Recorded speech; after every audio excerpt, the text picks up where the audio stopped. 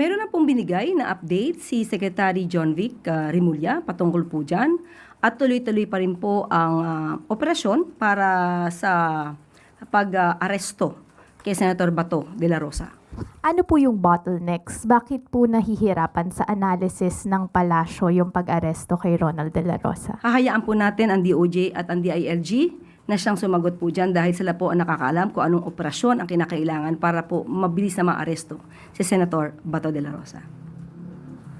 Follow-up question, Ivan Mayrina, GMA7. Related question, ma'am. Is there a standing order from the President to have Senator Bato arrested? Yes, still, there is. Thank you. Another follow-up, Harley Balbuena, IBC 13.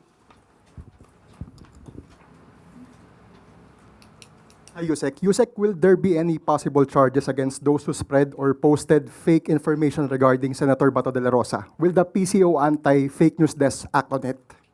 Nakausap po natin mismo si Secretary Dave Gomez at ipinag-utos na rin po niya sa Anti-Fake News Desk natin na tignan lahat ang nagpapakalat ng mga fake news katulad ng nangyari dito sa di umanong pagpapaaresto kay Senator Bato de la Rosa at titignan din natin kung ito ba ay malisyoso. At atin ding hinihingi ng tulong, hindi lamang sa parte ng gobyerno, kundi sa parte na rin ng mainstream media. Inaasahan po kayo ng gobyerno na makipagtulungan din po dahil kung alam natin na ang source ay walang kwentang source, siguro hindi po natin dapat na maging sanhi na rin tayo na ito ay makalat. Maraming salamat sa inyong tulong.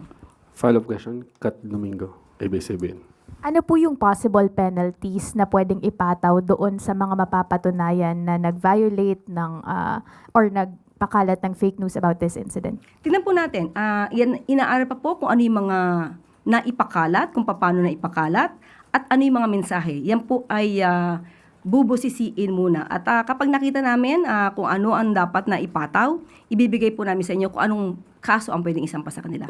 Pero hindi po ito tutulugan ng gobyerno. Lahat po ngayon ng fake news, hindi man ito, talagang pinatututukan na po ng PCO. Another follow-up, Maricela Lili, TV5. Yusek, just one quick. May idea na po ba tayo or at least hinala kung kanino nanggaling tong misleading information? Kahapon nung tinanong ko rin kayo, MPC, kung saan nagmula, meron kayo ibinigay sa akin mga ibang impormasyon, pero hindi po tayo titigil doon.